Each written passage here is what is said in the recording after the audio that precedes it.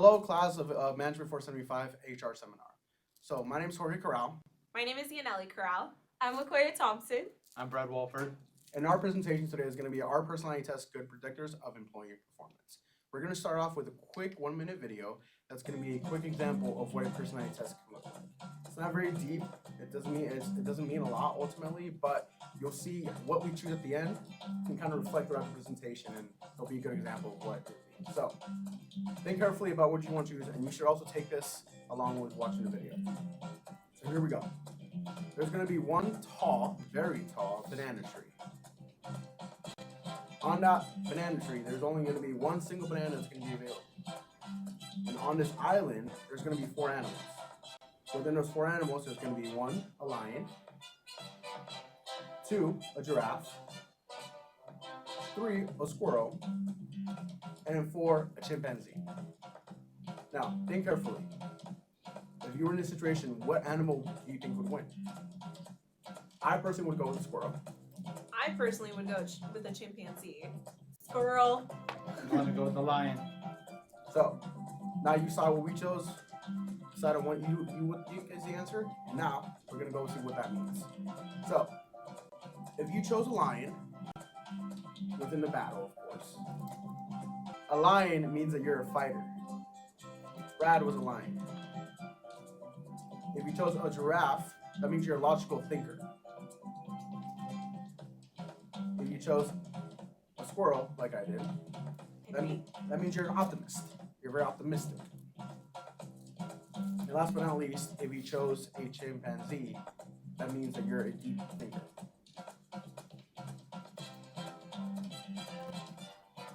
Now that we've finished this first part, we're going to go ahead and start doing some kind of quick facts about HR. Yeah, so the first fun fact that we're going to be talking about is that actually currently in the workforce, 35% of companies are using personality tests throughout at some point of their hiring process. This is an indication that it is starting to be used in the workforce, but just not as much as we would like to see. So we're going to try to convince you guys as to why this matters and why it should be included in the hiring process. So another fact is that employers do use these personality tests in order to highlight key personality traits that they're looking for to fill certain positions and personality traits that will go well with their company, because you're not going to be able to indicate a person's personality from like a 30-minute interview or from their resume.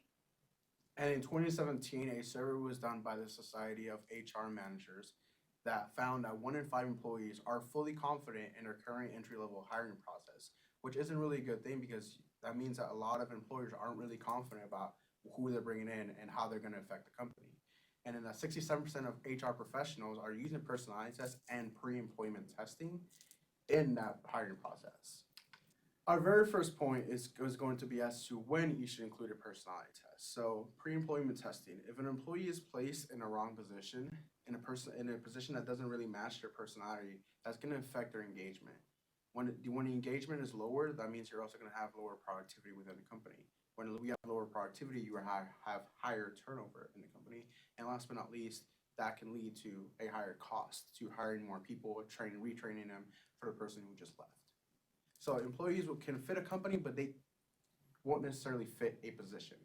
So if you're a squirrel, for example, I don't want to be in a position where I can't feel like I can be myself or I can really talk a lot, because that's what I enjoy to do.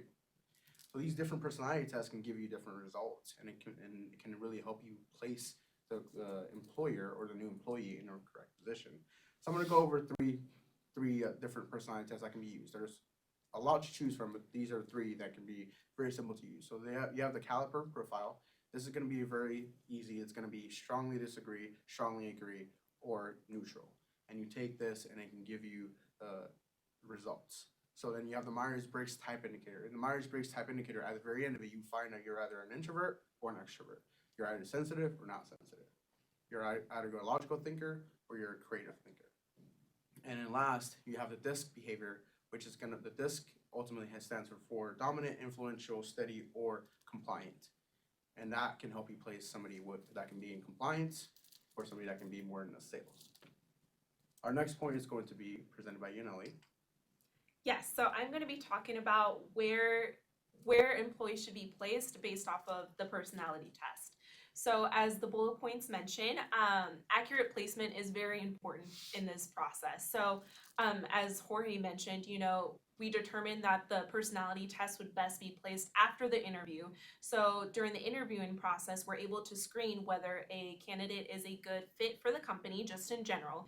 And if they are, proceeding to then take the time to find out more about their personality, see where they would best be placed. So then we have enthusiastic employees that are excited to come to work, that they're going to be bringing their best work forward, not only because they were placed in a position where they'll be able to express their personality, but also that they feel like they matter as an employee, as an individual, and that they're being acknowledged for what matters to them, which then leads to the next bullet point, explaining that it benefits both the employee personally, because again, they're feeling like they're expressing themselves. They're able to really feel like that they matter, that they're able to perform the best to their ability in a work center that fits them the best.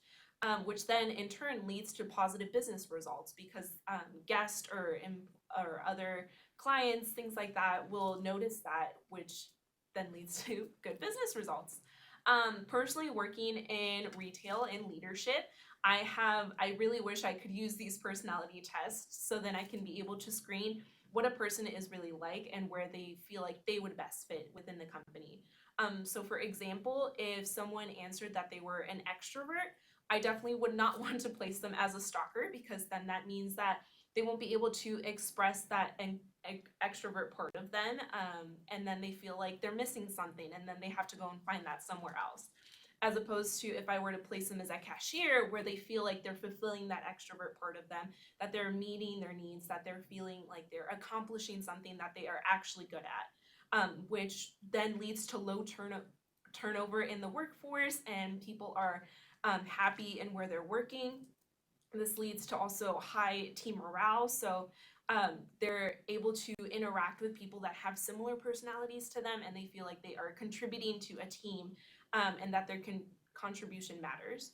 And lastly, just talking about this idea of working somewhere that you love and loving what you do, so then people feel like I'm coming to a company that I feel like I'm a good fit for, and I'm doing something that really matters to this company, and I am contributing the best that I can to this company. So the next part that we're going to be talking about is why this is just important in general. Okay, so why is it important? So the first reason why it's important is because these personality tests help indicate the big 5 personalities, which include extroversion, conscientiousness, adjustment, agreeableness, and inquisitiveness. Now, studies have shown that these 5 personalities, depending on your career, one will be more important than the other, but okay, it's fine. So basically, it showed that these 5 personality traits are very helpful with work performance, depending on your career path. Then there's emotional intelligence. So as we all should know, emotional intelligence is a person's ability to feel their own emotions as well as other people's. Now, this is going to help differentiate a superior performer from an average or okay performer.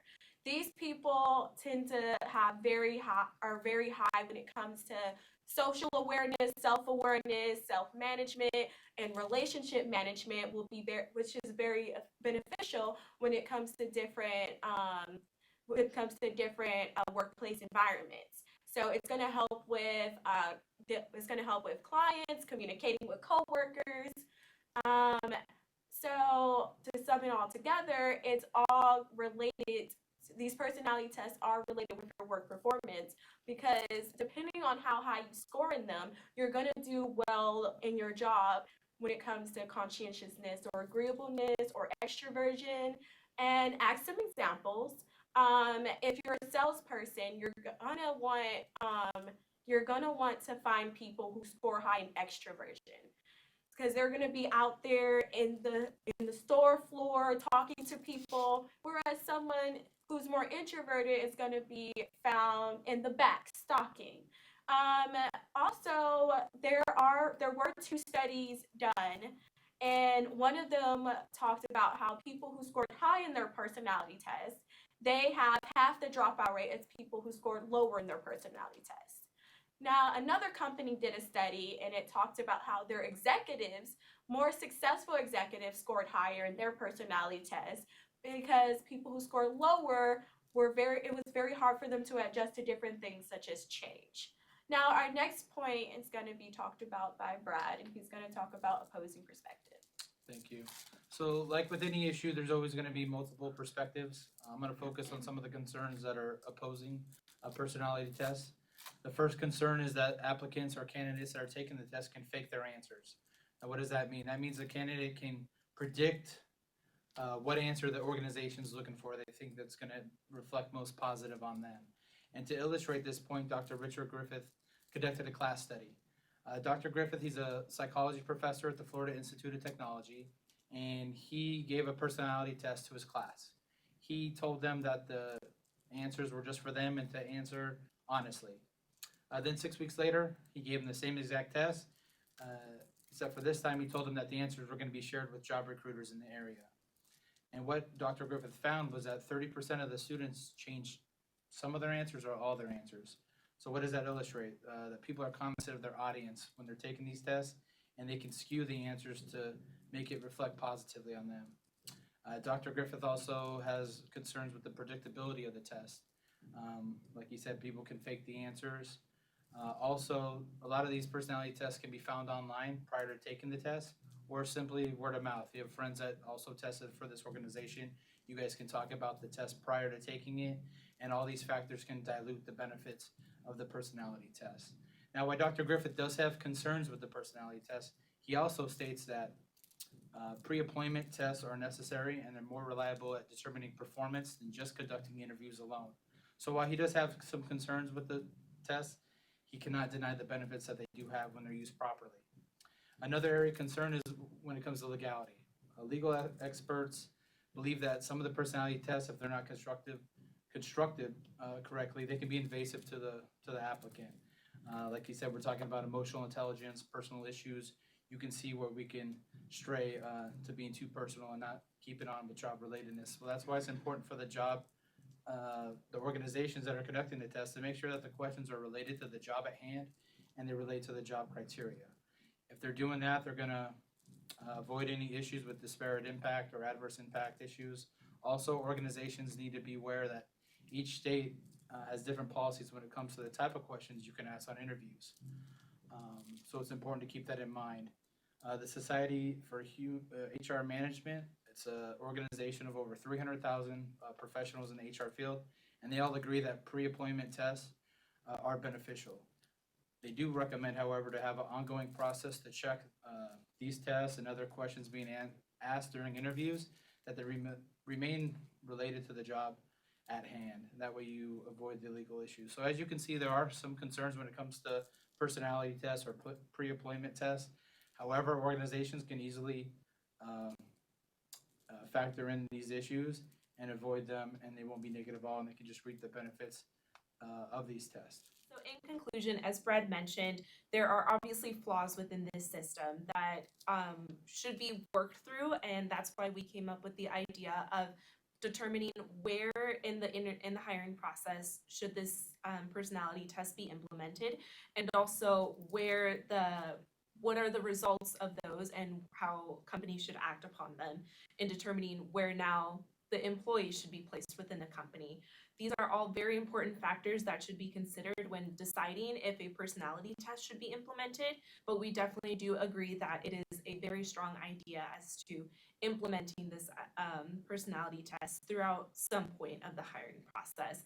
It is a crucial, vital point that is important, that will benefit both the company and the employee altogether and make a fantastic company results.